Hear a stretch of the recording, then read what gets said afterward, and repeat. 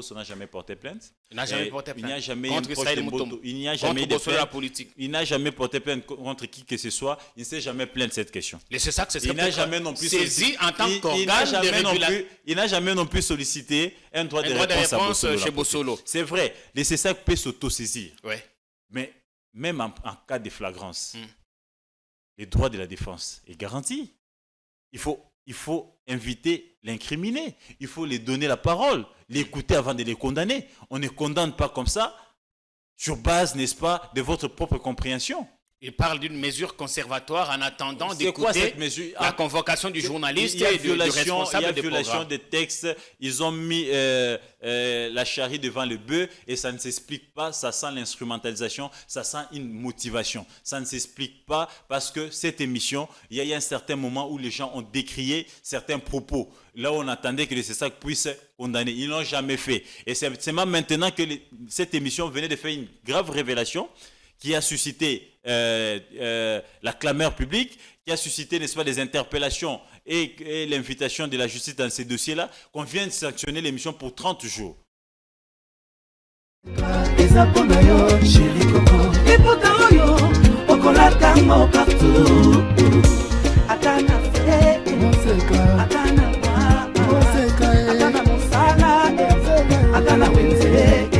À 3.5, 4.5 ou 5.5 $, le wax de Maman Seka vous rend inoubliable. Merci de nous contacter.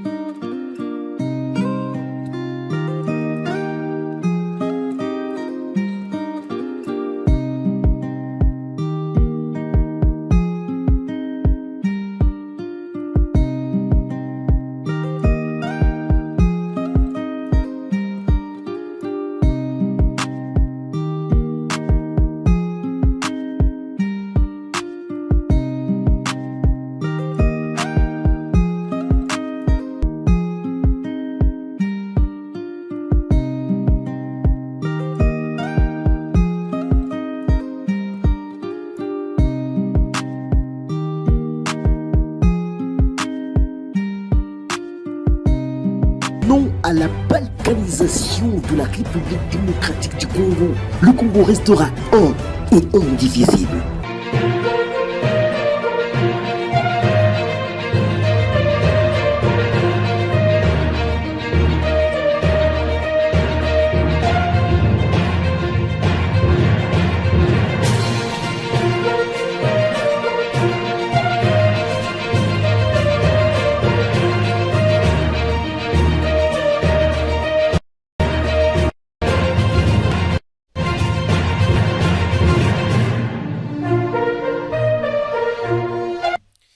Sur notre chaîne. C'est un week-end de tous les enjeux. On pourrait dire week-end également de tous les dangers. Seule certitude, ce sera un week-end très très mouvementé en termes d'actu. D'abord ce soir, premier face-à-face entre Félix Tshisekedi et sa majorité. Le président essaie-t-il de prendre le contrôle, bien que tardivement, de sa plateforme politique? Nous apprenons en coulisses qu'il y aurait des mouvements exercés, des pressions sur certains députés pour qu'ils ne posent pas de questions. Le bateau est en train de tanguer. Le commandant Félix Tshisekedi voudra-t-il recadrer les choses? On verra tout ça dans l'émission. Parce que demain c'est donc l'élection encore aussi hypothétique du bureau définitif de l'Assemblée nationale. Hypothétique parce que le Conseil d'État a été saisi par quelques députés contre la décision de Christophe Mbosso. Et d'ailleurs, un député explique qu'organiser les élections demain serait aller en rébellion contre le pouvoir judiciaire. Tout ça, on le verra. Et on a fini la journée hier avec une triste nouvelle. Le magazine Bossolo la politique de notre confrère Israël Mutombo suspendu.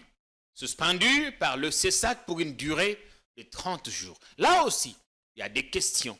Des questionnements, des confrères, des praticiens de droit sur la procédure entamée ou engagée par nos collègues ou nos confrères du CESAC. On a tellement de choses à vous dire aujourd'hui. Peut-être avant la fin de l'émission, on reviendra sur ce qui convient bien d'être qualifié de triste fin de mandat pour l'argentier national. Hier, le président a eu un dernier conseil des ministres, une réunion d'adieu, d'au revoir avec son gouvernement. On aura le temps de dire certaines choses. On a fait venir Gauthier Sey, Nétique. Bienvenue chez nous, Gauthier. Merci, cher Tatou. Merci pour l'invitation. Bonjour à l'équipe technique et à tous les fidèles téléspectateurs de Politico. Nous sommes disposés à répondre aux questions et essayer d'éclairer la lanterne de ce que nous Il y a l'Europe qui nous regarde ce matin, enfin ce soir. Tous ceux que vous avez laissés il y a quelques semaines encore, vous avez un message particulier à leur adresser? Oui, les messages, c'est toujours de continuer à dire merci. J'ai été bien accueilli et ils se sont très bien occupés de moi. Et certains voulaient encore entrer en détail, comme Politico, la force du détail. Ouais. Certaines questions politiques. Ouais. Et j'ai compris que nos compatriotes vivant à l'extérieur du pays sont très bien informés. Ouais. Et ils ont certaines informations qui nous échappent ici en interne.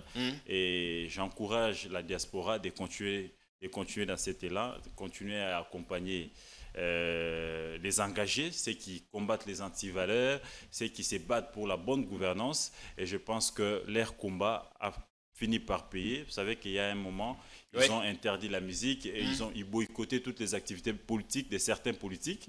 C'est vrai, c'était une pression sur nos politiques pour essayer un peu de revenir sur les droits chemins. C'est vrai, ce n'est pas fait à 60%, ce n'est pas fait à 70%, mais il faut reconnaître que l'alternance qu'on a connue, ils sont aussi parmi les artisans de cette alternance. Aujourd'hui, des concerts, des artistes se produisent, artistes musiciens, tout comme des comédiens. L'Europe, les portes du Schengen sont ouvertes. J'ai essayé d'entrer un peu en détail avec eux sur cette question. J'ai dit, mais les artistes ne dirigent pas les pays. Pourquoi vous les aviez interdits de jouer pendant un long moment?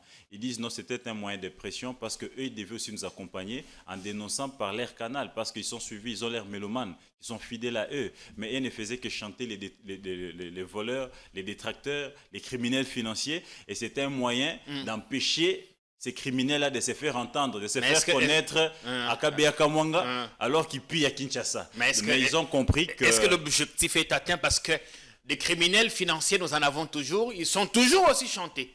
Ils sont convaincus que l'objectif n'est pas atteint totalement. Mais il ne fallait pas aussi priver les amis de travailler. Vous savez que ces musiciens-là n'ont que leur voix et certains n'ont que leur doigt pour jouer à la guitare ou batterie, pour nourrir leur foyer. Et ils ont essayé de relaxer un tout petit peu. Mais je sens aussi dans les chefs des musiciens cette discipline. Depuis un moment, vous allez constater avec moi que la plupart des musiciens accompagnent l'IGF, accompagnent les structures de lutte contre la corruption pour dénoncer les antivaleurs, interpeller les dirigeants, mais aussi éveiller la population, n'est-ce pas, à reconnaître ses droits et ses devoirs.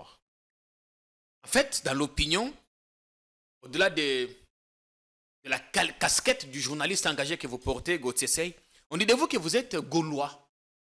Ça pourrait surprendre d'autres parce que hors caméra, vous m'avez dit, vous n'êtes ni warrior ni gaulois. Oui, non, ni gaulois ni anti-warrior. Vous savez comment ça se passe avec nos pays. Quand ces jours-là, JPK dénonce quelqu'un du pouvoir, on dit il est de l'opposition. Quand un autre jour, il vient, il dénonce quelqu'un de l'opposition, il dit on l'a acheté, il est maintenant du pouvoir. Nous sommes habitués. Et c'est une coïncidence. Je suis journaliste, j'ai enquêté sur une question sur le 9e jeu de la francophonie, où il y avait une cacophonie autour des artistes qui devaient jouer. Et il y avait une magouille comme quoi il y a un artiste qui aurait signé avec Vivendi et que le contrat datait des 2 ans passés et qu'il ne pouvait jouer qu'à la clôture et à l'ouverture et à la clôture. Et après avoir enquêté, je me suis rendu compte que ce n'était pas ça. Et j'ai dénoncé cette cabale-là contre un artiste, Ferregola. Et du coup, on m'a directement donné cette casquette des Gaulois. Mais vous connaissez quand même mon engagement. Et je l'ai dit en Europe qu'aujourd'hui, on a dénoncé une cabale contre Ferregola. On est applaudi par les Gaulois. Un jour, si on les faisait aussi contre Ferré, qu'on dénonçait qu'on ne dise pas qu'on a été acheté. Qu'on ne dise pas qu'on a été acheté. Mais nous, on est habitués de ce genre de comportement. Le jour qu'on va couvrir une activité de l'opposition, on est opposant. Le jour qu'on va du côté du pouvoir, on est acheté. On a vu Manix être reçu par Fali. Avez-vous eu le temps de rencontrer Ferregola, échanger avec lui, discuter? Non. Oui, on n'a pas vraiment eu le temps de discuter, mais nous nous sommes rencontrés dans une cérémonie organisée par quelques fans de lui après son concert du dimanche. On a essayé un peu de bavarder quelques 2 minutes, mais on s'est fixé rendez-vous qu'on pourra se retrouver sur Kinshasa une fois qu'il est de retour. On va essayer de discuter en long et en large, mais sinon, félicitations à lui. Il a fait un bon travail de l'autre côté. 2 jours de scène, ce n'est pas donné à tout le monde. Et il a pris rendez-vous avec le Suisse, tout ça. Il sera en Suisse? En Suisse, je pense. Suisse ou Canada? Suisse, Genève, c'est le 15 juin, si je ne me trompe pas. Mais malheureusement, je ne serai pas là parce que je suis appelé à d'autres charges. Mais courage à lui et courage à ses mélomanes. Il a des vrais fans au monde. Ils étaient là présents. Ils ont rempli l'intérieur et l'extérieur. Ils ont accompagné l'artiste et l'artiste était au top. Les spectacles, la musique, tout était presque au top et l'artiste n'a pas failli. Chapeau bas à l'artiste et nous avions la fierté d'avoir fait. Il y a 2 stades de martyrs prévus par Fally qui devrait normalement jouer aujourd'hui à Goma. Il a dû poster ses productions pour le mois d'août. C'est toujours la culture congolaise qui gagne. Donc, Fally joue 2 stades des martyrs. Oui. C'est quand c'est pas à la fin de ce mois, le mois prochain le mois prochain, le mois de juin. Bon, courage à lui. Des précisions sur les dates. Courage à lui. C'est politique. Courage à lui. Il avait déjà joué il y a quelques temps et on a vu qu'il était à la hauteur. Et 2 dates, c'est pas donné à tout le monde. Espérons qu'il sera à mesure de tenir et de garder ses fans pendant 2 jours. Et nous l'encourageons de continuer dans cet élan-là. Son concert de Goma reporté, je ne sais pas les raisons sont lesquelles. Évidemment, il y avait deuil. On a enterré les victimes de Mugunga. De l'attaque meurtrière du M23 dans ces conditions de deuil. Son équipe a estimé que l'artiste ne pouvait pas se produire pendant qu'à côté, les gens pleuraient encore. Je pense que c'est produire peut-être, mais il pouvait quand même aller les consoler. Il a ses fans là-bas qui l'aiment beaucoup. Sa présence pouvait réconforter d'autres personnes. Il a promis, son équipe a promis d'inaugurer dans les jours qui viennent l'école. J'en profite pour interpeller l'artiste. Il est aussi important, n'est-ce pas, ici, de lancer un message fort. Il est suivi par beaucoup de canaux dans le monde. Il doit lancer un message fort via sa belle voix, chanter une chanson aussi pour dénoncer les génocides, comme l'a fait Ferregola, comme l'a fait Weranson à l'époque. Donc je pense que la meilleure chose ou les meilleurs cadeaux qu'il peut aussi donner aux sinistrés ou à nos frères ou déplacés des Goma, c'est aussi dénoncer ces génocides à haute voix via un son qui peut être entendu dans le monde entier. Quand vous discutez avec la diaspora, Gauthier Sey, quelle image ont-ils actuellement du Congo post-Kabila? Bon, j'ai essayé de parler avec la diaspora, surtout nos amis combattants qui m'ont vu. Certains regrettent Kabila. Ils estiment que... Les combattants regrettent Kabila? Quelques-uns. Ils disent qu'ils ont combattu Kabila gratuitement. Ils pensaient que Kabila était un Rwandais et qu'avoir un fils du pays, des pères et des mères connus, et ça allait changer des choses, mais ils constatent que ce n'est pas le cas. Kabila était mieux que Tshisekedi. Certains estiment que Tshisekedi est mieux et qu'il a trouvé un pays très enfoncé, qu'il a trouvé un trou profond et qu'il fallait d'abord sortir le pays du trou et commencer à organiser. Donc les avis sont partagés. Oui. Mais la tendance penche de quel côté? La tendance penche du côté de la déception. Certains estiment que Tshisekedi a déçu. Aujourd'hui, il y a une forte souffrance. Ils sont tout le temps dérangés par leurs membres de famille ici. À un certain moment, c'était quand même équilibré. Mais ils se disent qu'aujourd'hui, ils sont très dérangés. Ils estiment que leurs frères et sœurs qui vivent au pays, ils sont vraiment désespérés. Et ils se disent, est-ce qu'il fallait réellement chasser, combattre Kabila? Le problème, c'était Kabila ou c'était les systèmes. Le système. Voilà. Et là, vous essayez de leur dire que non, tout va bien. Ou vous les enfoncez, vous aussi, en disant, oui, je crois que nous qui venons de là, nous vivons une affaire sur Terre. Je pense que j'ai toujours été objectif. Nous savions ce que nous sommes en train de vivre, rien ne marche. Le pays est en train vraiment de somnoler, il faut le dire comme ça. Et les chefs de l'État doivent se réveiller le plus tôt. Je vous donne un exemple patent. Nous sommes un pays en guerre, un pays en chantier totalement, mais on est en train d'aller vers 5 mois sans gouvernement. Vous trouvez ça normal? Et c'est quoi l'urgence de nos dirigeants? C'est quoi l'urgence du chef de l'État? C'est quoi l'urgence de tous ces politiques? Ils ont dit que c'est la faute à la Constitution. Non, ce n'est pas la faute à la Constitution. Ce n'est pas la Constitution qui les a demandé de ne pas installer les bureaux définitifs. Ce n'est pas la Constitution qui les a interdit de s'organiser au sein de leurs regroupements pour proposer des listes qui font avec cohésion. Ce n'est pas la Constitution qui les a interdit ça. Ce n'est pas non plus la Constitution qui les a interdit d'investir les gouverneurs des provinces. Ce n'est pas la Constitution. Le problème, c'est les désordres, les désorganisations. On a l'impression que l'union sacrée, c'est une coquille vide. On a l'impression que l'union sacrée, il n'y a aucune vision. Ce sont des gens qui sont venus là pour se servir. Regarde, je vais vous donner un autre exemple. Nous sommes un pays en guerre, où il y a autant d'urgence, mais nous sommes à plus de 5 mois sans gouvernement. Ce qui veut dire que les institutions ne marchent pas, les gouvernements démissionnaires qui est là ne gèrent que les affaires courantes. Donc des questions sérieuses, ils ne peuvent pas traiter ça, parce qu'ils sont démissionnaires. Et vous allez constater avec moi que la plupart de ces ministres, ils ne viennent presque plus au bureau. Certains Ils sont soit députés, sénateurs, soit députés, sénateurs, soit à l'église, soit chez les féticheurs. Tout le monde veut revenir au gouvernement. à tout le monde. Personne ne s'occupe encore du pays.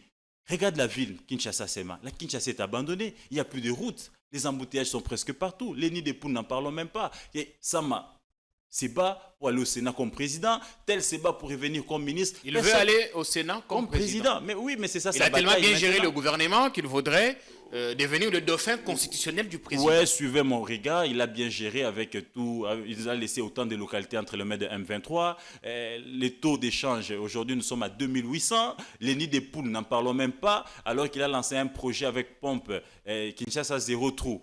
Aucun résultat. Non, ils ont dit, exécution, le taux d'exécution est autour de 90%.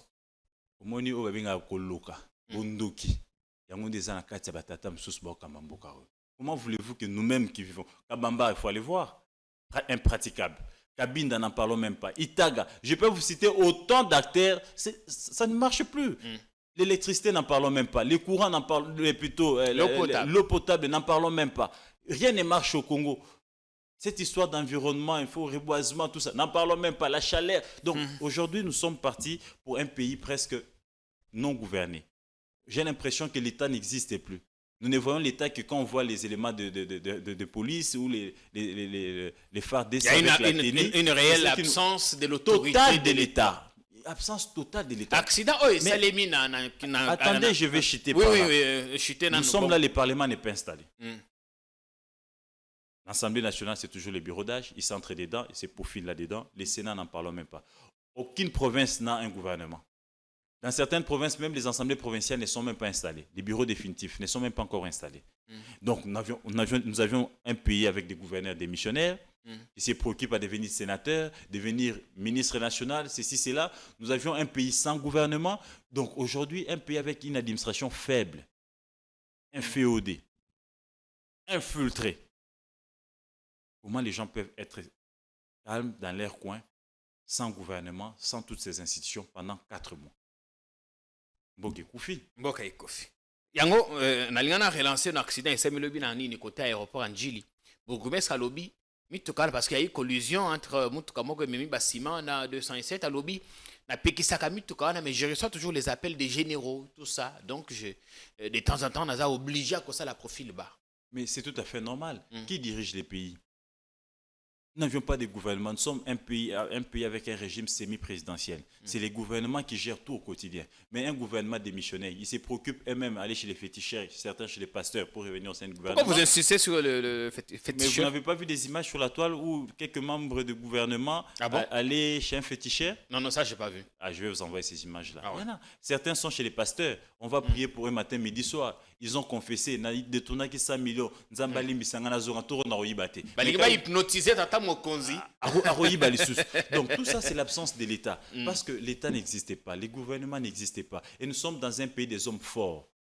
C'est lui qui fait la loi, c'est celui qui a une petite parcelle d'autorité tout autour de lui. Il est général, il essaie de faire la loi. Et dans un pays où vous avez tous les membres du gouvernement sont des affairistes, les généraux sont des affairistes, c'est tout à fait normal que les bourgmestres soient menacés ainsi. Parce que vous allez constater avec moi que la plupart de nos généraux sont dans des affaires. Oui. La plupart des membres du gouvernement sont dans des affaires. Et tous les projets qu'il faut faire bénéficier aux jeunes entrepreneurs, ce sont ces membres du gouvernement qui bénéficient de ça. Oui, et ces généraux. Et ils ne payent pas des taxes. Il n'y a pas longtemps, vous avez vu la lettre qu'Enetic nous a publiée du Nord Kivu, où le gouvernement provincial exonère Bahati avec ses 16 concessions foncières de ne plus payer des taxes. Vous trouvez ça normal? Une province pauvre, agressée, avec autant de problèmes? Mais on va quand même exonérer un individu qui fait ses affaires privées de ne plus payer les taxes. Nous sommes dans quel pays? Incroyable. Ça, c'est... Nous sommes presque dans la jungle, permettez-moi les termes. Incroyable. Et là, Bahati, entre-temps, il bénéficie de l'exonération de ne plus payer des taxes. De l'autre côté, il veut vous imposer son fils. D'un côté, il a déjà placé sa fille comme DGA chez Sonaïto. Et d'un côté, vous avez un père de 83 ans qui doit déjà prendre sa retraite, Mbosso, qui venait d'être président d'une institution, mais qui accepte de revenir comme deuxième vice-président. Makambo Israël Mutombazo, il y a sanction. Torokota wana, Torokota. Ils passent. Parce qu'on parlait des généraux. Tu as salaire na bango, mais ce qu'on t'a dit entre salaire et un train de vie, il y a quand même un fossé. Il y a même un général dont l'épouse a offert 6 000 billets pour le concert de Moïse Mbille. Ça fait autour de 30 millions de francs congolais. Bon, si on était sérieux, on creuserait quand même pour chercher à comprendre d'où proviendrait cet argent. Mais, non, mais c'est clair. Il n'y a même pas à creuser. Mais il faut suivre mon regard. Il faut aller rester à l'hôtel Caravia à Lubumbashi et à l'hôtel Kolwezi Lodge pendant 2 heures. Vous verrez la ronde des généraux. Qu'est-ce qu'ils vont chercher? Et ils sont tout le temps aux côtés des Chinois. Suivez mon regard et comprenez d'où vient cet argent. Oui, de temps en temps, quand je loge là-bas à Caravia. Je fréquente Kolwezi et Lubumbashi. Je vous dis qu'ils sont là-bas régulièrement. J'ai comme l'impression que Caravia est devenu militarisé. Voilà. Tellement là dans le couloir et tout ça. Et vous voyez un général qui sort comme ça, il y a des militants dehors. Ils sont militants d'un parti alors que le général n'a pas de couleur politique. On commence à chanter et après les généraux commencent à donner des $100 à chacun. Il faut refonder cette société. Je pense que Tshisekedi doit ouvrir l'œil, elle est bon. Il a une patate chaude entre ses mains. Hier, il a tenu, on va dire ça, la dernière réunion du Conseil des ministres, réunion d'au revoir avec ses ministres. Est-ce qu'on peut dire que c'est OK? Le gouvernement souminois sera connu dans les prochaines heures. Bon, ce qui est vrai, le gouvernement a trop tardé. D'ailleurs, la dame, elle pressentait sa venir, Madame Judith Soumimoa. Elle a demandé aux politiciens de ne pas la retarder. Non, elle avait dit ne me bloquez pas. Ouais. Mais malheureusement, elle est bloquée par les politiciens.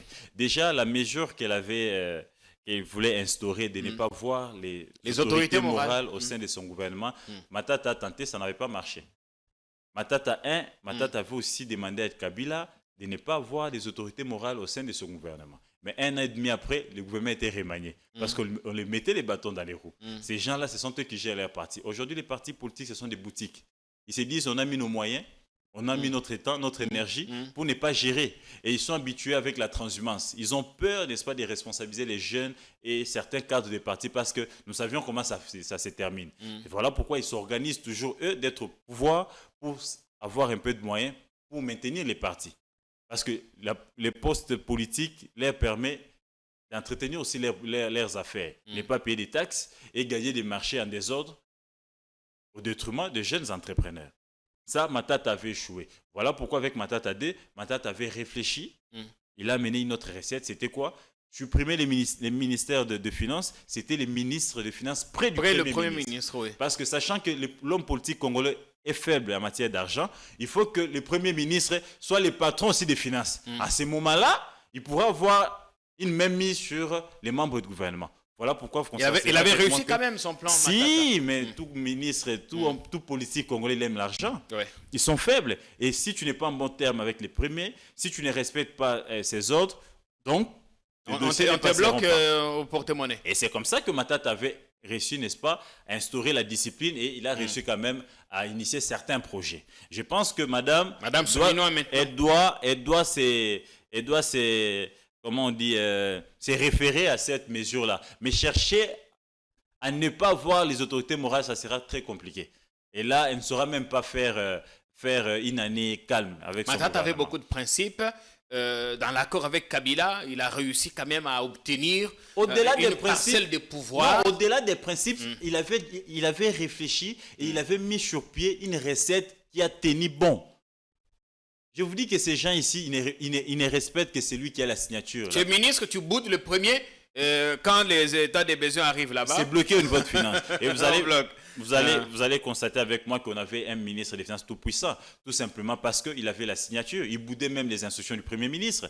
Quand vous parlez avec certains membres du gouvernement, ils vous disent que Nicolas, il les a rendu la vie difficile. Ouais. Parce que c'était lui qui avait la dernière signature. Tu peux beau parler, tu peux beau crier. Je vous informe ici que l'IGF est à 4 mois sans frais de fonctionnement. Même l'IGF? Même l'IGF, 4 mois sans frais de fonctionnement, bloqué par Nicolas.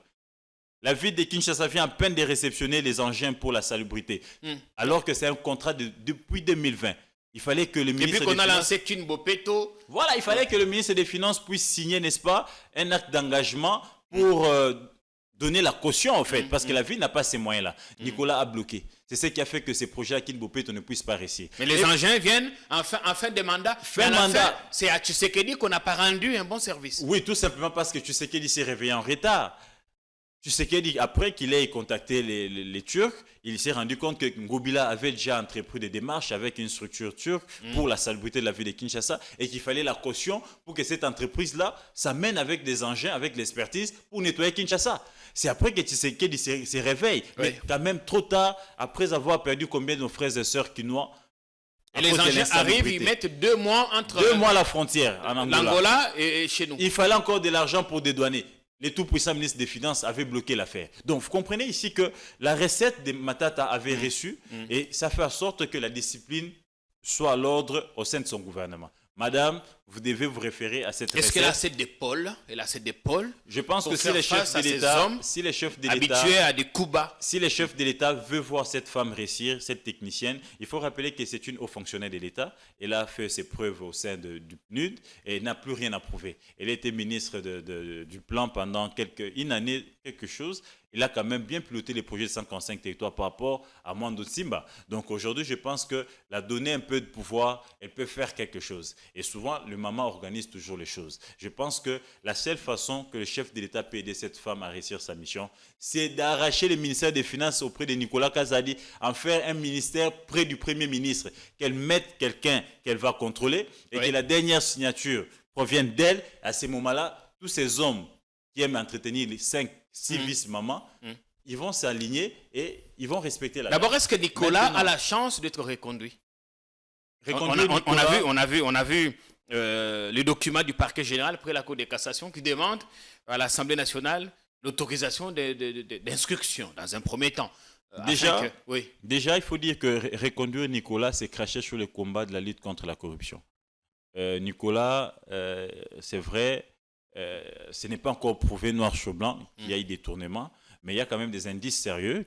Il y a des soupçons. Des indices sérieux qui démontrent qu'il y a quelque chose là-dedans. Ouais. La manière dont l'argent a été payé en procédure d'urgence, je vous rappelle que le même monsieur Mike Etienne Kassenga, il a été dédommagé à 27 millions de dollars par Nicolas Kazadi, en procédure d'urgence toujours. C'était quoi l'urgence de payer les dommages et intérêts à un individu qui a attaqué l'État en procédure d'urgence? C'était quoi l'intérêt? 27 millions. Pourquoi ne pas ponctionner ces paiements-là, même à 20 tranches, sachant que la trésorerie, elle n'est pas très stable. Mais Nicolas a dû payer 27 millions. Le même monsieur arrive avec 2 projets, de lampadaires et de forages. Il est encore payé en procédure d'urgence. Et entre-temps, les délais violés, surfacturation, tout ça, ce sont des éléments. Ça, ce n'est que les 3-4 projets. Mais il y en a plein. Au finish, Il y en a l'exécution. plein. Au finish, l'exécution, nous n'avions jusque-là que 30 forages livrés. Alors que le monsieur a réceptionné 71 millions de dollars.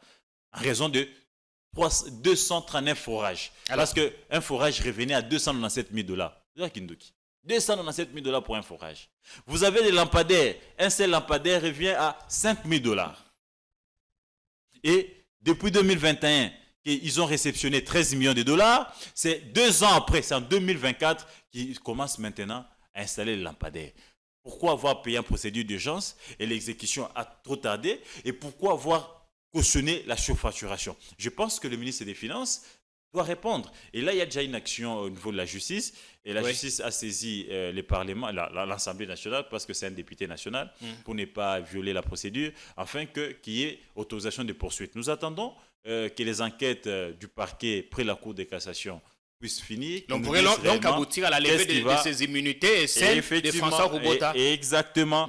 Mais maintenant, est-ce que Nicolas devra encore prendre part du gouvernement? Je pense que ça serait honteux, ça serait cracher sur les combats de la lutte contre la corruption si Nicolas revenait encore au sein du gouvernement. Il faudrait que Nicolas soit d'abord mis à l'écart, qu'il soit attendu. Le temps qu'il fournisse ses moyens de défense. Qu'il fournisse ses moyens de défense et qu'il soit condamné ou blanchi. À ces moments-là, on pourra voir avec les prochains gouvernements. Mais pour les gouvernements, mais aussi, si on veut voir cette femme réussir, il faut lui éviter des gens comme Nicolas. Je vous rappelle que c'est un monsieur imbu de lui-même, Qui n'écoute personne. Qui n'écoute personne. Sauf Félix. Il fait à sa tête. Non, pour lui, il s'est dit, il est ami à Félix. Il ne respecte aucune injonction. D'ailleurs, le Premier ministre, pour lui, c'était son conseiller de cabinet. Tout ce que lui disait le Premier ministre, il ne respectait rien. Il ne faisait rien. Et lui, tout ce qu'il faisait, j'ai reçu l'ordre du soleil. J'ai reçu l'ordre du soleil. Et on se demande, le soleil, là, c'est Tshisekedi ou c'est vraiment le soleil du soleil? Donc, c'est un monsieur qui a abusé de son pouvoir et sa place, à ces moments, c'est d'être à la disposition de la justice, qu'il soit enquêté, qu'il soit jugé. Oui. Et si il produit ses moyens de défense, qu'il n'est pas coupable, et que tout ce qui lui a été reproché, c'était qu'une cabale, à ce moment-là, il sera lavé et on verra... Le reconduire au gouvernement serait une prime... Dans les prochains jours, une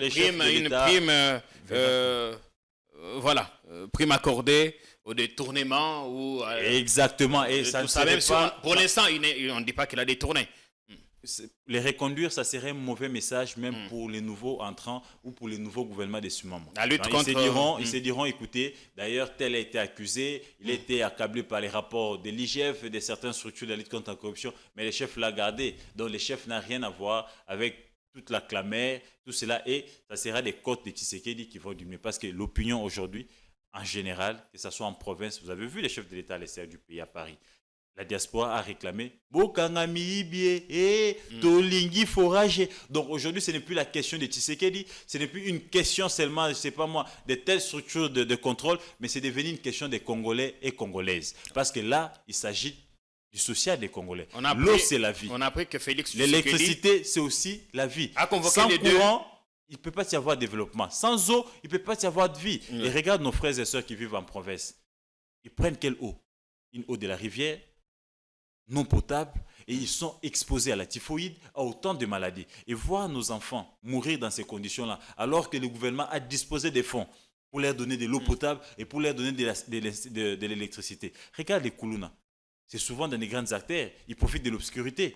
Si on avait éclairé Elenguessa, si on avait éclairé toutes ces grandes artères, on n'en serait pas là. On n'en serait pas là. Ça aurait résolu, tant soit peu, les Koulouna, l'insécurité. Donc Nicolas Kazadi, aujourd'hui, les reconduire au sein du gouvernement, ça serait craché sur le combat. Est-ce qu'il a été lâché? Qui a cru.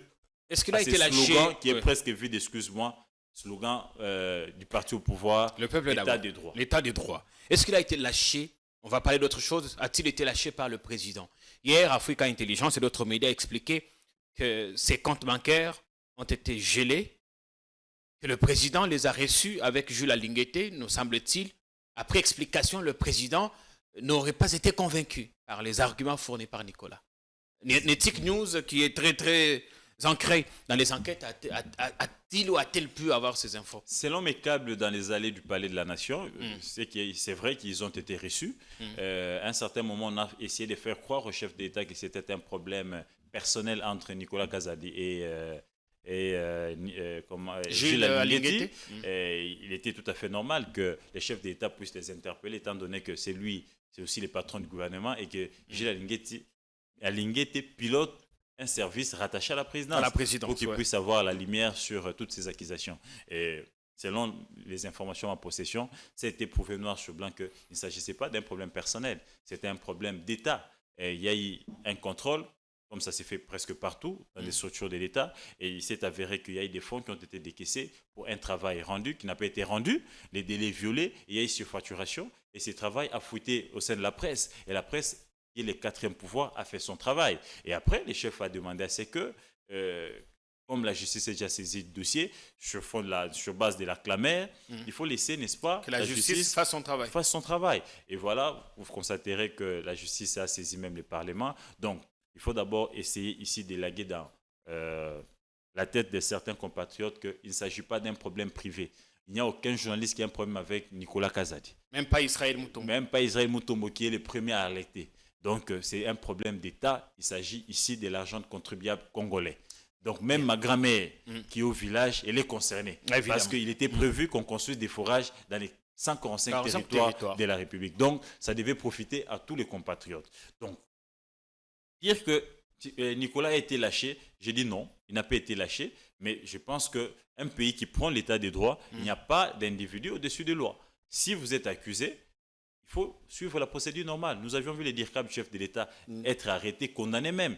Et après, il a fait ses recours, il a été lavé. Aujourd'hui, il est membre du gouvernement. Ouais. Il vient d'être publicité Président de l'Assemblée nationale. Président de l'Assemblée nationale par sa formation politique. Donc je pense que Nicolas devra aussi suivre la même procédure et s'il prouve le contraire de toutes les accusations, il sera lavé. Donc dire que lâcher ou protéger, je pense que c'est accuser gratuitement les garants de la nation. Jusqu'à ce stade, je pense qu'il est quand même correct. Il faut dire des choses comme elles sont. Donc il est à la disposition de la justice. La justice est saisie sur base de la clameur et laissons la justice faire son travail. Alors le président qui reçoit aujourd'hui sa majorité. Première rencontre, premier face-à-face avec sa majorité parlementaire depuis son élection. Une rencontre qui n'est pas très bien vue par certains analystes qui estiment qu'elle ne pouvait pas avoir lieu la veille de l'élection des membres du bureau. Le président essaierait-il de donner une instruction à sa majorité? Cela est-il correct ou pas? Après tous les bruits qu'il y a eu autour de la liste qui a fait beaucoup de polémiques. Je pense la liste du présidium pour le ticket USN. Je pense que stratégiquement, ce n'était pas opportun d'avoir une telle réunion pendant à 48 heures ou à 24 heures même, je dirais, de l'élection du bureau définitif, parce que ça nous rappelle le MPR. Et ça me donne l'impression de Tata B Moko, Mama B Moko, Parti PB Moko. Donc je ne vois pas qu'est-ce que le chef va se dire avec plus de 500 personnes dans une salle. Je vois une réunion qui aura pour l'ordre du jour l'injonction du chef, les points de vue du chef tout simplement sur ses lieutenants ou son choix. Mais beaucoup ont décrié son silence. N'était-il pas opportun qu'il se réveille et qu'il recadre très bien les choses? Beaucoup ont décrié son silence. Son silence, nous l'avions décrié d'abord dans l'absence, n'est-ce pas, de la coordination des choses. L'Union sacrée, c'est une plateforme qui a porté sa candidature. On suppose que c'est lui qui est le premier coordonnateur. Donc c'est lui l'autorité morale. Et que tout ce que le présidium est en train de faire, ce sont les injonctions, ce sont les orientations qui sont en train de recevoir de l'autorité morale. Donc il n'est pas question ici que le chef de l'État puisse rencontrer tout le monde. Peut-être pour les féliciter, après avoir eu une majorité écrasante, il peut recevoir ses lieutenants pour les féliciter. Mais les recevoir avant l'élection du bureau définitif, alors que là-bas, ils ne se mettent pas d'accord, ils s'entrent dedans, ça serait ici, pour moi, une façon encore d'enfoncer la frustration. Parce qu'ils devraient maintenant trancher. Alors qu'ils ont commencé par une belle procédure, même s'ils ont essayé quand même d'abuser du bien de l'État. La procédure, c'était les primaires. Ils se sont dit, comme tous les présidiums, tout le monde veut être président de l'Assemblée, on part au présidium. Oui. Les présidiums devaient se tenir, n'est-ce pas, dans un cadre privé. Les primaires. Et plutôt, excusez-moi, les primaires. Oui. Comme tout membre du présidium voulait être président de l'Assemblée. On a vu Mbosso avoir des ambitions, Bahati, Memema, Kamere, n'en parlons pas. Il y a eu aussi Kabouya qui avait des ambitions d'être vice-président, premier vice-président. Et ils se sont dit qu'il fallait aller aux primaires. Et les primaires devaient se tenir dans un cadre privé. Malheureusement, ils ont violé, n'est-ce pas, un cadre d'État. Ils sont allés faire les primaires au sein du Parlement, ce qui est inconcevable. Tout ce qui peut se passer de l'autre côté ne peut être que dans l'intérêt du peuple. Parce que là, c'est un fait privé de l'Union sacrée. Il devait s'organiser quelque part. C'est ça aussi la désorganisation. Dans ces pays, nous avions connu les MP. Nous avions connu les MP. La MP, c'était la majorité présidentielle. Oui. Nous avions connu les FCC. Mais ils avaient des sièges, ils avaient des bureaux où ils se réunissaient, où ils parlaient des faits privés. On n'a jamais vu, comment il s'appelait encore, Obin Minakou convoquer un primaire ou une réunion de sa structure au sein de l'hémicycle. Ça, on n'a jamais vécu ça. Mais les Mbosso, les Bahati, ils faisaient partie du FCC, ils faisaient partie du MP. Pourquoi n'ont-ils pas épargné l'Union sacrée de cette bêtise? Ça, c'était la première bêtise. Ils ont fait les primaires pour le poste de président. Alors qu'ils savaient que gérer l'Assemblée nationale, il ne s'agissait pas seulement d'avoir un président. Il faut un ticket complet. Tous les tickets. Pourquoi ne pas faire les primaires pour le deuxième vice-président? Ils se disent, bon, écoutez, voici les partis membres de l'Union sacrée. Et voici la représentation au sein de l'Assemblée nationale. La première force, c'est l'IDPS, par exemple. La deuxième force, c'est telle. Donc, tel poste revient à tel parti. Tel poste revient à tel regroupement. Alors, vous, au sein de votre regroupement, proposez-nous un candidat. S'il y a d'autres regroupements qui pensent qu'ils veulent aussi avoir ces postes-là, alors ils vont en primaire. Mais s'ils se mettent d'accord au sein de la coalition que tel poste revient à tel regroupement et que tel regroupement a proposé X et que l'étiquette est admis, On va aux élections. Le Mais président regardez a fini maintenant, par décider à la place, en lieu et place de tout le monde. le président m'a Et finalement, c'est sa volonté qui est passée, Voilà. qui a été attaquée au Conseil d'État. Exactement. La seule place où ils ont eu besoin de la volonté de la majorité, c'était seulement les postes du président. Ouais. C'est là où ils ont intéressé tous les votants et tous les présidents des regroupements. Mais les autres se sont dit, bon, là on fait la loi. Qu'est-ce qu'on fait? Bon, Mbosso, toi comme tu dois préparer ta retraite, tu vas comme deuxième vice-président. Et bon, toi Bahati, comme tu es là, il faut que ton fils soit là. Tu as été ancien questeur de l'Assemblée. Tu connais comment tu peux nous trouver un peu d'argent. On met ton fils, mais ton nombre sera toujours là. Et de l'autre côté, on s'est dit, bon, Mbemba, toi comme tu n'es pas élu, tu n'es pas député, mon cher, tu connais la transhumance, il faut mettre ta sœur. 100, là tu es sûr. Bon, j'ai même ma petite sœur de ce côté-là. Donc, ils se sont organisés comme ça, et une histoire presque boutiquée, et ça a été contesté par la majorité des députés. Et aujourd'hui, maintenant, nous sommes bloqués. Vous verrez avec moi, vous constaterez avec moi, Jean-Pierre, que ces gens ici, ils ne travaillent pas pour l'intérêt de la population.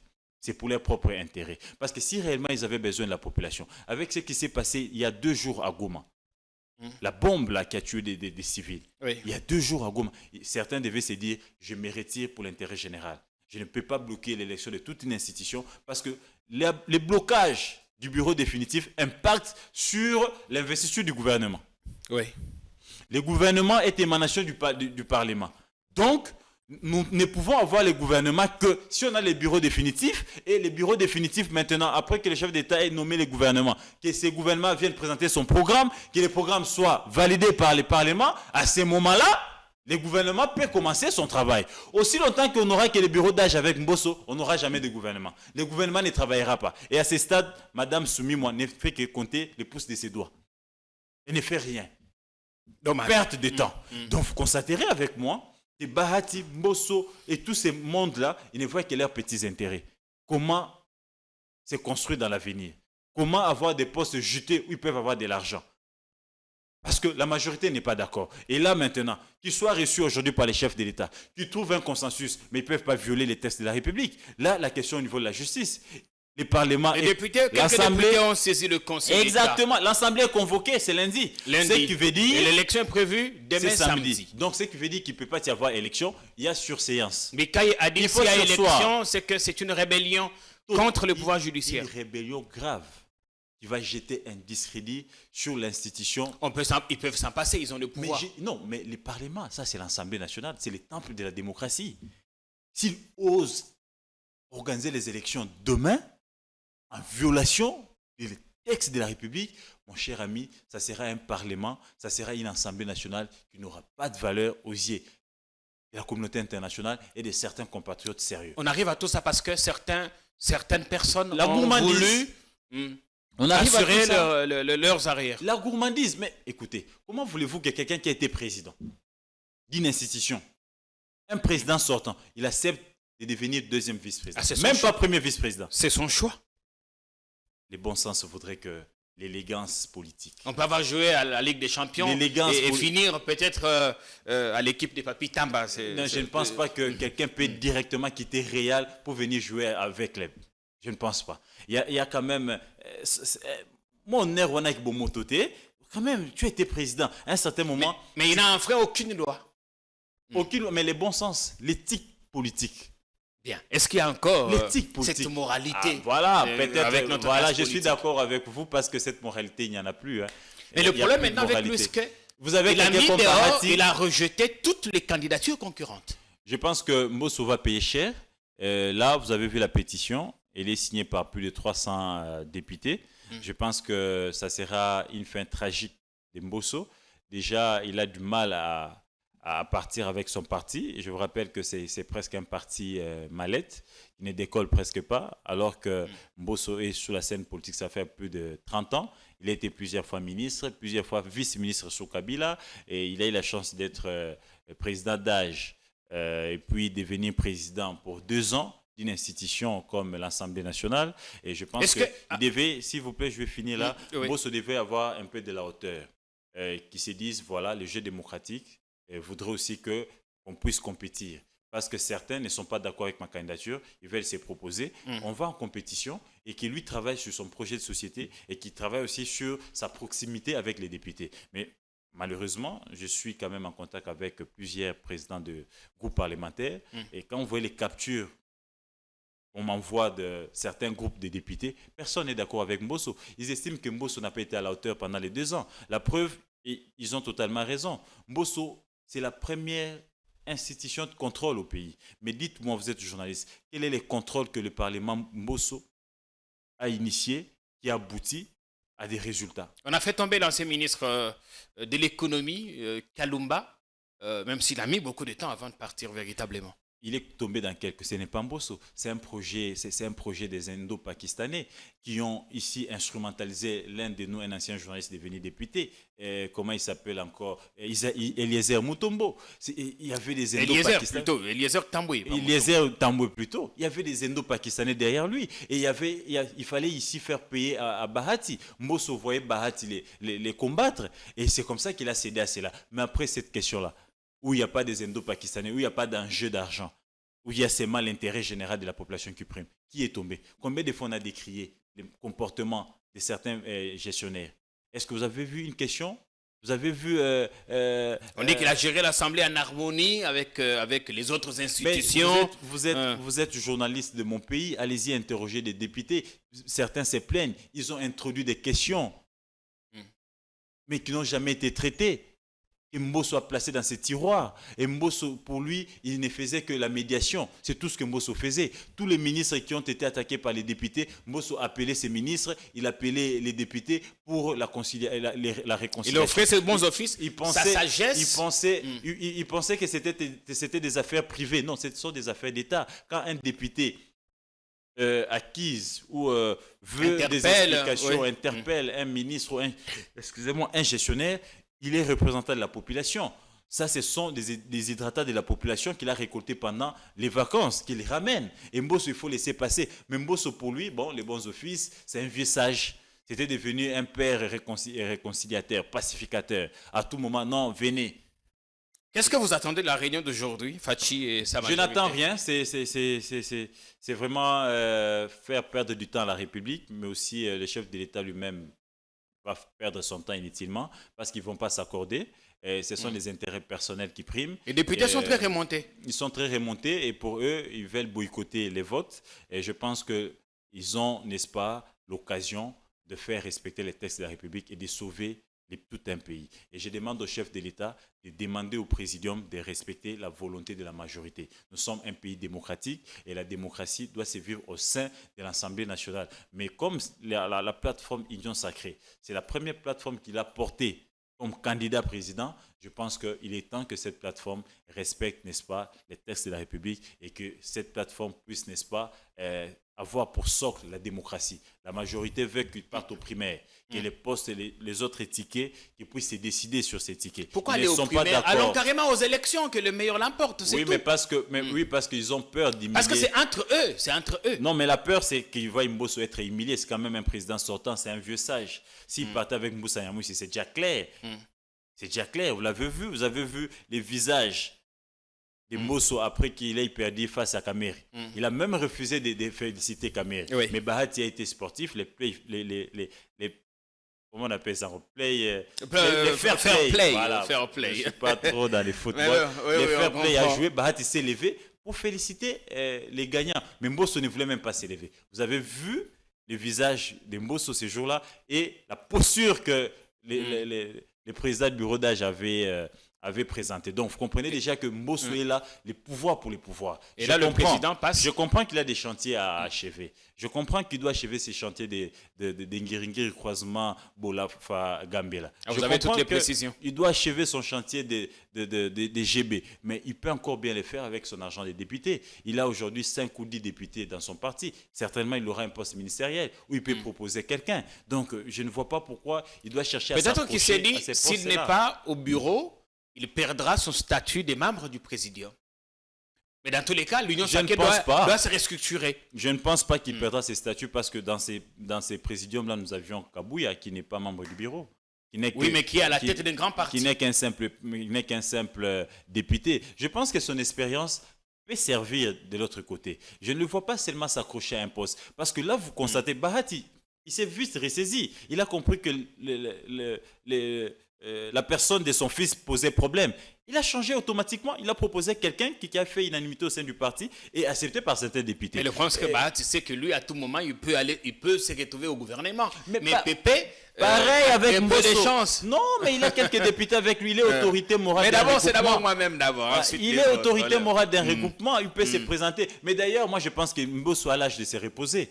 Si moi j'étais son conseiller, je lui demanderais de se reposer, de dire papa, Pépé, tu as tout donné, tu as été ministre pendant Mobutu, tu es champion en transhumance, tu as travaillé avec tous les présidents qui se sont succédés, sauf Kassavubu.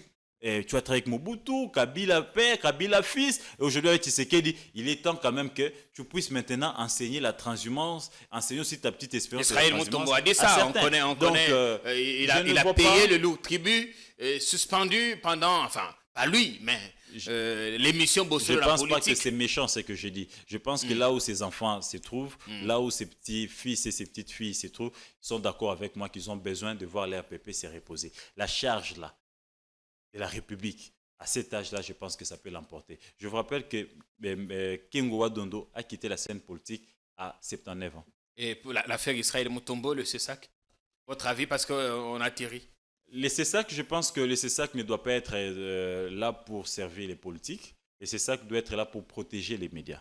D'abord, le CESAC, son premier rôle, d'abord, c'est d'organiser les médias. Est-ce qu'il y a un programme aujourd'hui de la publicité au sein de nos médias? Nos médias vivent de quoi?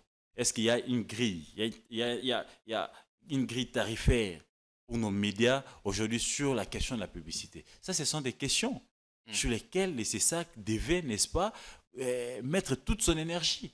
Je pense que le CESAC devait être du côté des médias et non du côté des politiques. Cette décision saute aux yeux qu'il y a instrumentalisation et que Bossembe est instrumentalisé. Selon certaines informations à ma possession, le CESAC avait déjà un sérieux problème de frais de fonctionnement comme d'autres structures. Ça, vous l'aviez révélé depuis... depuis hier sur mon compte Twitter. Et que le CESAC avait de sérieux problèmes de fonctionnement. Ils ont fait près de 6 mois sans être payés pour des raisons inavouées. Et qu'ils ont été rencontrés par l'argentier de la République et qu'ils ont eu gain de cause. Et en contrepartie, il fallait aussi faire taire une émission qui a dénoncé, n'est-ce pas, cette présomption de détournement. Quel est le lien entre l'impayement et l'émission Bosso de la politique? Mais allez-y comprendre, quand on paye en procédure d'urgence que ses proches parents, que là on a des intérêts, au détriment, n'est-ce pas, de certains projets phares de la République. Donc vous comprenez que les paiements au ministère des Finances, dirigé par Nicolas Kazali, se faisaient par émotion, par sentiment, mais aussi par intérêt personnel. Vous avez suivi l'opposant, le sacré opposant Mo, qui a révélé que le fils biologique de Nicolas Kazali, qu'on appelle Jacques, si je ne me trompe pas, l'aurait demandé 700 000 $ pour qu'on puisse lui payer sa dette. Mais dans la motivation du CESAC, on parle plutôt de l'affaire Mbosso. Aucune allusion à l'affaire Nicolas Kazali. Après avoir maître Monet dans cette histoire, Mbosso n'a jamais porté plainte. Il n'a jamais porté plainte. Il n'y a jamais contre Israël Mutombo. Il n'y a jamais de la politique. Il n'a jamais porté plainte contre qui que ce soit. Il ne s'est jamais plaint de cette question. Le CESAC, il n'a jamais non plus saisi en tant qu'organe de régulation. Il n'a jamais non plus sollicité un droit de réponse chez Bossolo. C'est vrai, le CESAC peut s'autosaisir. Ouais. Mais même en cas de flagrance, les droits de la défense est garanti. Il faut inviter l'incriminé. Il faut lui donner la parole, l'écouter avant de les condamner. On ne condamne pas comme ça, sur base, n'est-ce pas, de votre propre compréhension. Il parle d'une mesure conservatoire en attendant d'écouter la convocation du journaliste et du responsable des programmes. Il y a violation des textes. Ils ont mis la charrue devant le bœuf et ça ne s'explique pas. Ça sent l'instrumentalisation, ça sent une motivation. Ça ne s'explique pas parce que cette émission, il y a eu un certain moment où les gens ont décrié certains propos. Là où on attendait que le CESAC puisse condamner. Ils ne l'ont jamais fait. Et c'est seulement maintenant que cette émission venait de faire une grave révélation qui a suscité la clameur publique, qui a suscité, n'est-ce pas, des interpellations et l'invitation de la justice dans ces dossiers-là, qu'on vient de sanctionner l'émission pour 30 jours, sans avoir l'écouté. Une décision sévère. Une décision sévère, une décision sur mesure pour satisfaire l'ego d'un politique accablé, n'est-ce pas, par les révélations ou les dénonciations du confrère Israël Mutombo. Je suis de cœur avec Israël Mutombo. Quel est son état d'esprit? L'avez-vous rencontré? J'ai parlé avec lui, état d'esprit de fer. C'est un homme de combat, il est habitué au coup. Il estime qu'il est vendu.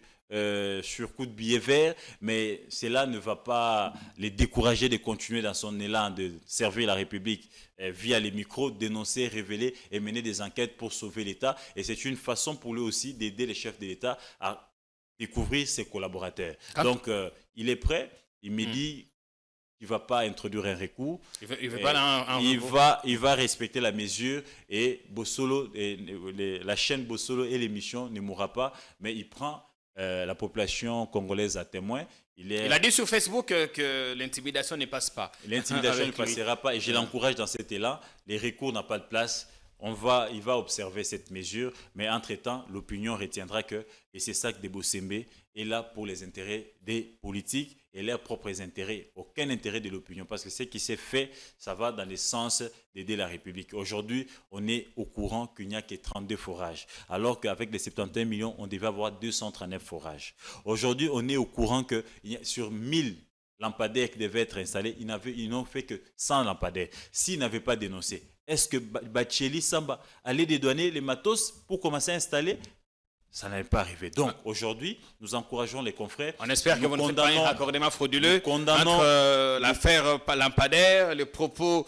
Mais qu'est-ce que justifie les paiements des arriérés, des frais de fonctionnement du CESAC juste un jour avant la suspension de l'émission Bossolo? Ça saute aux yeux. Merci bien. Nous condamnons cet acharnement contre les confrères et contre l'émission. Si on veut vous contacter, on passe par quel canal? S'il y a des gens ont des infos à vous donner, des dossiers pour enquête, on passe par quel canal pour atteindre un éthique? @seygautier11, je suis sur Twitter, www.neticnews.net. Nous sommes sur toutes les plateformes de communication, Facebook. Aujourd'hui, moi-même, je suis aussi sur TikTok. Okay. Il y a 48 heures, j'ai un compte TikTok. Merci de nous rejoindre. Nous, on est là depuis. Donc, désormais, certains se plaignaient. Gauthier, dans les réseaux sociaux, j'ai une page Facebook, désormais. J'ai TikTok aussi. Et voilà. Twitter, j'ai un contact de Netic News, les 082 86 86 192. Il y a quelqu'un qui va vous recevoir, qui vous mettra en contact avec Gauthier Sey et on reste disposé. Mais j'en profite pour dire que l'intimidation, l'acharnement contre les confrères et l'émission Bossolo ne passera pas et on sera là pour défendre les valeurs et défendre, n'est-ce pas, la vérité. Merci bien, Gauthier Sey. Merci à vous pour le temps qu'on a pris. On n'a pas parlé du 17 mai, une date historique. Historique parce qu'elle rappelle évidemment l'entrée triomphale dans Kinshasa des Kadogo. Ces jeunes avec leurs bottes protectrices. Musée, où vous êtes? Soyez bénis. L'émission est finie, portez-vous bien. Bonne soirée.